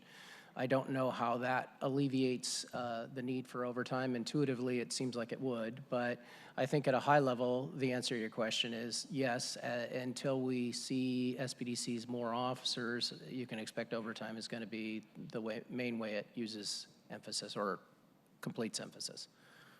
Thank you for that, Mr. Doss. And to put a finer point on something you noted at the end of your remarks, particularly as it relates to Mayor Wilson's announced plans for 12th and Jackson, as well as Aurora. Maybe this is a question for you or for Director Eater or to follow up with the department. But will this be done with existing patrols, or will overtime be used for these emphasis patrols? I'm going to kick that to the department. I think they're more familiar with their current plan. Emphasis patrols are typically done on overtime, and I think we would, for many applications, that would continue to be the case. I know there are some exceptions to that. For instance, Little Saigon is typically done on straight time, but I do believe that the majority of our emphasis patrol work is done on overtime. Thank you, Director Eater, and I appreciate the conversation, colleagues. I'll just close with a comment, perhaps to highlight the obvious that a growth in $29 million in overtime spending, 112% increase in 4 years is a significant increase, and I appreciate in the presentation that has been laid out clearly, while also noting the primary drivers of that increase being from the interim agreement in 2023, the CBA approved last year, as well as the MOU. And so I just wanted to close in acknowledging that fact, and I thank you, colleagues, for the discussion. Thank you, Chair. Thank you, Councilmember Rink. Thank you, Mr. Doss, and also Mr. Eater, Director Eater. Thank you for being here. I'm just going to close really quickly by saying, Vice Chair, it was just you and I. I'm thinking back, February of 2024, our first committee meeting, I said to the men and women of the Seattle Police Department, give us 1 year if you're looking to retire or transfer to another jurisdiction. I knew that within 1 year, within that term of the council, that we could make a difference, and then we're seeing it. To the point that with field training officers, that needs to be fixed. It should have been anticipated, because if you have confidence that you're going to be making these changes and making these differences, and partly because of the help of all the council in terms of going to roll call and showing that leadership, because it's not just about a contract changes and so forth. It's more than that. 30 by 30, we still need to do more. Again, that's the leadership piece. I think we can. I do note the DOJ saying across the country it's 80-20. At a minimum, we need to be doing that. Leave and overtime, we need to be smart about these pieces. There's been news reports about different things related to this. We just need to make sure T's are crossed and I's are dotted, and then the common sense test is put into place. Response times, 36. technically that might be true, but I'm still a block watch captain. I know people who are there, and if they're waiting for 3 hours or 2 hours and nobody's come, for them, there's been no response. So I recognize the number, but we also need to be mindful that people who are waiting for 2 hours and give up, they say there's no response. Now, technically, according to the data, because it came at 1 hour and 52 minutes later, but we need to be careful in terms of how we communicate that, because all we're going to do is agitate. I'm going to have, and rightfully so, have public commenters coming here saying, I waited 2 hours, or and there was no callback saying, hey, it's going to take another hour or something like that. So we need to be mindful of that. By the way, I mentioned I'm still a block watch cam. Community-based policing, Councilmember Lynn, actually all of us. As Chair of Public Safety for the Queen Anne Community, I'm Lieutenant Larrabee and Officer Larrabee and Officer McLaughlin. There were the two from the community police teams that I worked with. Such an important thing to have, because it's the people that we have, in the department. It's number one. It kind of goes to what I was saying with Chief Barden earlier. It's the people. It's showing that investment with the FTOs. But I want to end with one piece: stability. Stability. All these issues, we need stability. I'm on my third chief at the halfway point of my third year. I think Chief Barnes has been doing a fantastic job, and we need that stability of the senior himself, but also the senior team to work these pieces that we have, and so that we can follow up on it. And again, the closed Vice Chair, it's interesting. It's you and I were here on February 24, and here we are today. So thank you. And with that, thank you, Mr. Eder, and thank you, Mr. Doss. We are going to move to a third item of business. Will the clerk please read agenda item number 3 into the record? Council Bill 121233, an ordinance relating to closing public streets to maintain or enhance public safety, authorizing the Director of Transportation to close streets, amending Section 11.16.125 of the Seattle Municipal Code, declaring an emergency, and establishing an immediate effective date, all by a 3/4 vote of the City Council. Thank you, Clerk, and thank you, Mr. Chow, for joining us at the table. Before speaking, I wanted to give the privilege to my colleague, Councilmember Juarez from D5, from the area that affected. Councilmember Juarez. Are you going to move it, or don't you have to move it first? Well, I was going to do the introduction first. No, just go ahead and move it, then I'll. Okay, I'll do that. I move to recommend passage of Council Bill 121233. Is there a second? Second. Okay, it's moved and seconded. And Councilmember Juarez, as sponsor of the bill, you are welcome to speak on your bill. Thank you. Well, thank you. Thank you. It's 11:13, and I'm really happy to speak. So let me I have a few notes here, and some of it will just go. And thank you, Chair. You shared some of this in your opening comments, and thank you for that. This ordinance allows SDOT and SPD to close public streets based on the recommendation of the Chief of Police, quote, in order to prevent criminal activity. The original legislation was drafted and transmitted by former Mayor Harrell, and at this time I want to thank Councilmember Lynn, who brought this to our attention.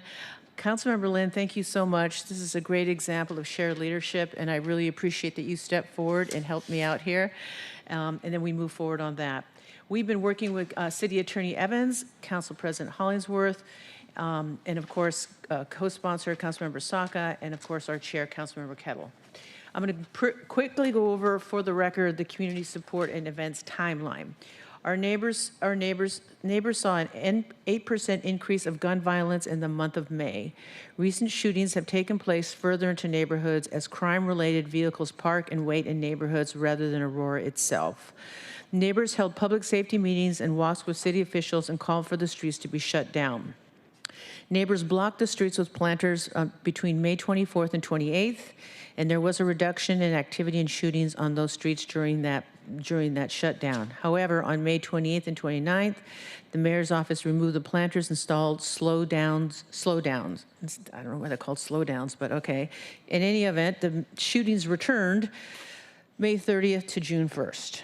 So on June 11th, the mayor's office announced to close roads from 95th to 102nd Street and increase police presence. I should add that was done because and before we had a press conference, and at our June 11th press conference with community, Council President Hollingsworth, City Attorney Evans, King County Prosecutor Lisa Mannion, Councilmember Strauss, Councilmember Rivera, and of course Councilmember Kettle, along with the mayor and the interim director of SDOT, Angela Brady, attended. And so this is what happens when community gets together. We focused on pulling together and working with Chief Barnes, and I should have added that in there. Chief Barnes was there and has been instrumental through this whole process. And I really appreciate working hand in hand with him. This legislation is meant as a temporary tool when public safety areas arise, in concentrated areas, providing the city the ability to act quickly in subduing crime, which allows time to assess long-term needs and implement solutions for these areas. Criminal activity is gun violence, shootings, sex trafficking, prostitution, solicitation, drug activity, and all the above. And I'm sure we'll see some other issues as well, but criminal activity, per the code, is broad, and we will rely on the chief of police to make those recommendations based on his experience and expertise.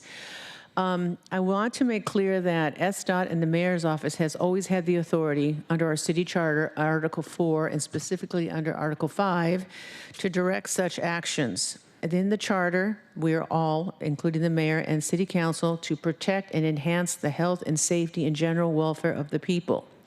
SDOT, via the mayor's office, can close streets for pedestrian bike safety, speed limit, traffic calming, safe streets, healthy streets, speed bumps, roundabouts, parking restrictions, street vacation, street racing, and of course our national night out events, and also for bike lanes. And we do street closures for pedestrians, bikes, heavy foot traffic, and when we have sporting events. SDOT has closed the streets at Golden Gardens Drive for safe streets, Elkai for healthy streets, Pike Place through a pilot project to 2026 for the Sip and Savior, and for shoppers and tourists that are in Pike Place Market, and of course Lake Washington Boulevard for bicycle weekends. So this can be done. I think it's just unfortunate, and I'm just going to be straightforward about this, they had to get to this point to have legislation to make it emergency to do what the mayor's office could always have done. I want to thank working with City Attorney Evans, which we met since January, and brought in King County Prosecutor Lisa Mannion, and requesting and will request in the supplemental budget a shared FTE position funded by the city in the King County Prosecutor's Office to focus directly on sex trafficking, prostitution, crime, and drug activity on Aurora. If we can have the authority to shut down a street for bullets flying and endangering the lives of those there, let me rephrase this because I think we stated this wrong. We have the authority, and if we can have the authority for all the things that I just rattled off, I think that we do have the authority to shut down a street for bullets flying and endangering the very lives of those that live there. Actually live there, go to school there, walk their children to school there, get on the bus there, they use the transportation. When we were working on Aurora in the last decade, you can go down Aurora from 85th to 130th. You can go 2 blocks in on each side on the east and west. And there's no, I don't think it's hyperbole to say that the crime has gotten much worse, much more violent, and much more predatory.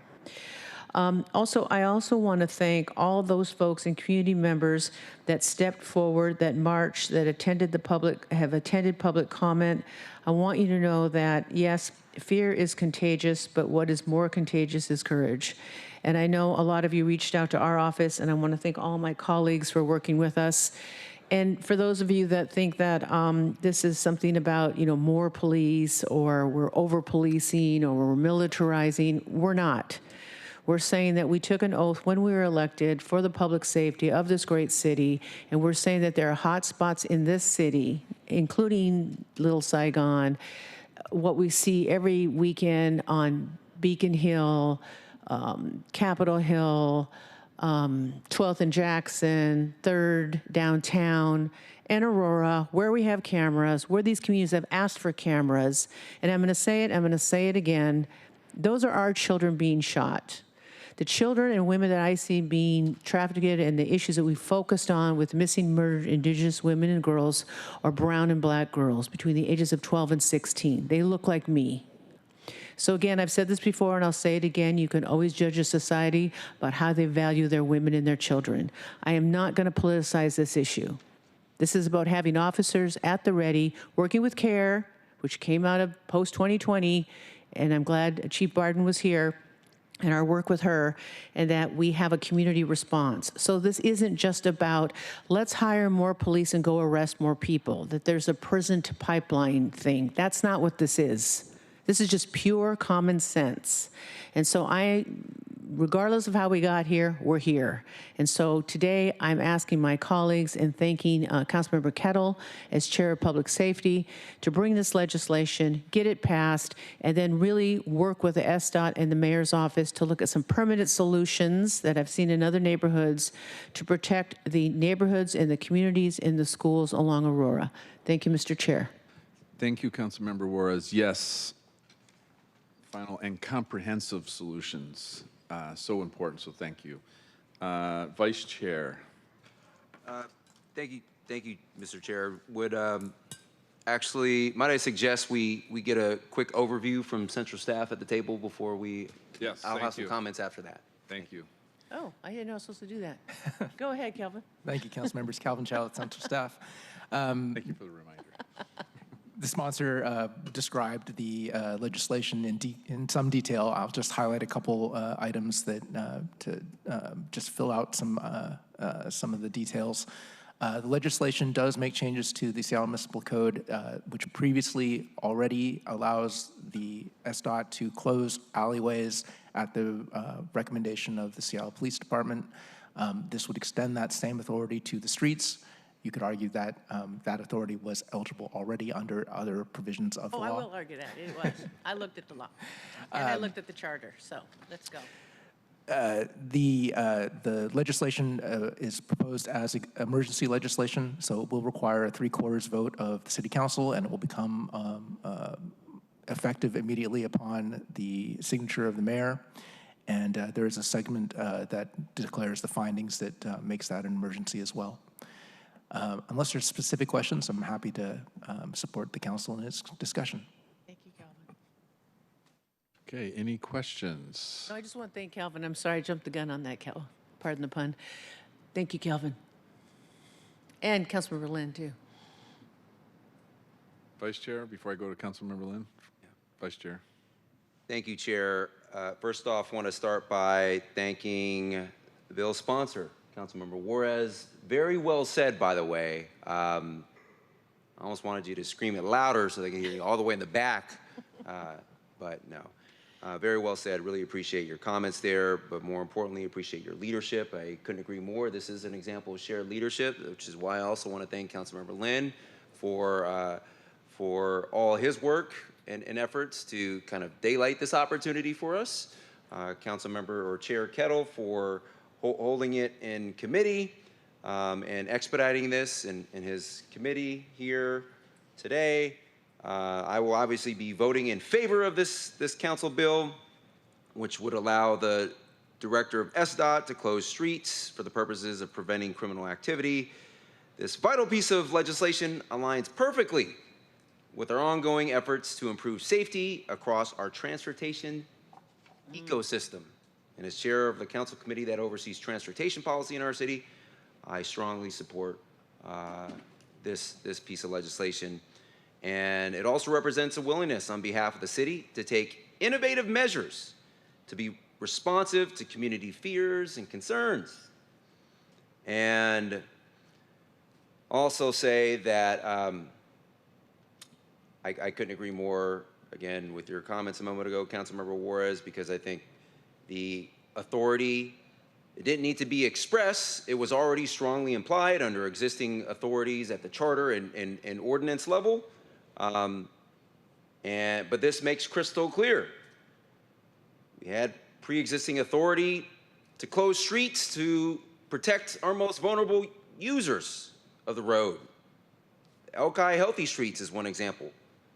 And I strongly support efforts to do exactly that. Close streets to protect our most vulnerable users, pedestrians, cyclists, from cars on a thoughtful, limited basis. not wide-scale mass deployment, but very thoughtful about it. And if I support efforts to close streets to protect cyclists and pedestrians, I'm damn sure going to support those same efforts to protect communities from bullets. The community told us in Aurora, the community told us over a month ago what they needed. It's why they went and built and put their own obstructions to block off the road, certain roads in Aurora, along Aurora. They told us what they wanted. We had that authority at the time. So I applaud the mayor's decision to, recent decision to actually close some of those streets. And I appreciate every last one of you colleagues for especially you, Councilmember Juarez, for your strong leadership on that issue. But again, this is important. We had that authority, if not expressed, strongly implied. Now we're taking away all excuses. We're leaving, for the avoidance of doubt, there will be no doubt now. And let us use this, let us wield this new tool responsibly and thoughtfully and proactively. And because I strongly support it, I would love to request to be listed as a co-sponsor of this legislation. If it is okay with you. Of course it is. All right. I think I already said it. Okay. Thank you. And no further questions or comments, Chair. Thank you, Vice Chair. Councilmember Lynn. Thank you, Chair Kettle. Thank you, Councilmember Juarez, for bringing this forward, and Chair Kettle for getting this on the agenda quickly. Just, happy to support, and, as part of this sort of ongoing dialogue we're having around public safety, just seems like very common sense legislation, to support sort of a holistic, all the tools that we have. Let's use every sort of tool that we can, including things like crime prevention through environmental design. Obviously, there will always be a role for SPD to play, for enforcement to play. But if there are other things that we can do to make their job a little bit easier, to help create community, to make the community safer, let's use those tools. And as we think about Aurora and why this exists in that location, there's obviously a number of reasons, but one of those reasons is because there's this highway there, because of some of the land use decisions that we have allowed to sort of continue in that area. So just my commitment to you all, to if there are other things we can do on Aurora, to make it a more safe, welcoming environment, to activate it in a more positive way. Happy to work with you on those. Thank you. Thank you, Councilmember Lynn. To close, before giving Councilmember Juarez the last word, I will add a first thank you, Councilmember Juarez. Obviously, we've been partnering on this and a host of other issues along with our other colleagues here on council. I just wanted to note, we just had our first agenda item was, speaking Chief Barden, being proactive in the area of public health and the nexus with public safety. The first bill that came out of this committee and this council was with Chief Scoggins related to dangerous building abatement, which he used to great effect, primarily with D2, that was co-sponsored with Councilmember Morales. And for SPD, overnight establishments, but to great effect last summer, along with chronic nuisance property. So we've done this, and so we have this now with Chief Barnes and Director Brady at SDOT. These are the things that we're looking to do to make more efficient, to get effects on the ground. And so thank you for doing that. And I like the references to the charter because it's so important, because we've all taken an oath to uphold the charter and the ordinances of the city of Seattle. I just want to foot stomp that. So thank you. Councilmember Juarez, before moving to the vote. Thank you for the last comments. And yes, I have the charter right here, so you know me. I always got to make sure I know what I'm talking about. Hey, Councilmember Lynn, I want to thank you again, and I know this sounds I know everybody thanks everybody and God when they get up here, but I really do appreciate working with you, also on the data centers. That was fun. And also on this police issue on Aurora. And you brought up a really interesting point, and we can talk more about it offline and as we move on, and certainly after I leave, there'll be a policy issue. But you're right, a lot of those issues on Aurora, and we saw it on Lake City and the annexation when Lake City became a part of the city of Seattle in the 60s, is land use decisions and how that was made. And D5 is unique in that it has 3 state highways through it. 522, 523 in Aurora. And those are state highways. And so dealing with homelessness, drug activity, and all the other issues, it's been difficult at times, but sometimes we've been successful in Olympia in gaining money to address those issues on Aurora and Lake City. And I should add, I have a great staff that's been working with SPD and Chief Barden and Chief Barnes to have a satellite SPD office on Lake City Way. And for those of us that survived Block the Bunker and defund the police and post-2020 and the consent decree, yours truly, we've learned a lot. And we've taken a lot from that. I mean, that's where CARE came out of. All of that came out of that. And that's how it should be. And you're right. I think for me as a legislator, the first tool I look for is healing and community. I mean, nobody says the first thing you want to do is call the police. I mean, that's not our stance. Our stance has always been to look at the humanity of the situation and not be cruel and not create chaos, but look at the humanity and the kindness and what people are asking for and not politicize it and not do this performative crap. Just say, no, these things are happening, this community wants it, and I'll go back to it and I'll say it again. That's why I voted the way I did on the cameras. Now, that may change. And again, it's not an absolutely deterrent tool. It's an investigative tool. And when people politicize those issues, they forget that they're removed from the people that actually live in those neighborhoods. And they look at it from a lens that isn't, I don't think, responsible or accurate. And so I will stand by those words, and I stood by my vote, and I paid for that vote on defund, and I would vote the same way again today.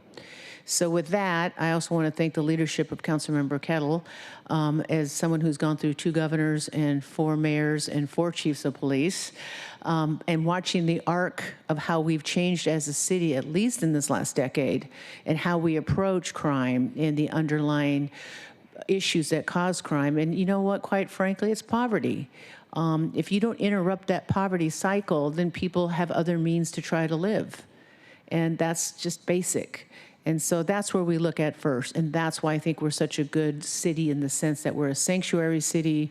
We care about our folks. We want people to have housing. We want people to be safe. We want them to use transit. And so for that reason, thank you, Councilmember or Chair, for allowing me to bring this emergency legislation. And thank you, Councilmember Lynn, for bringing this to me when you were still a city attorney. And you helped draft this. So thank you.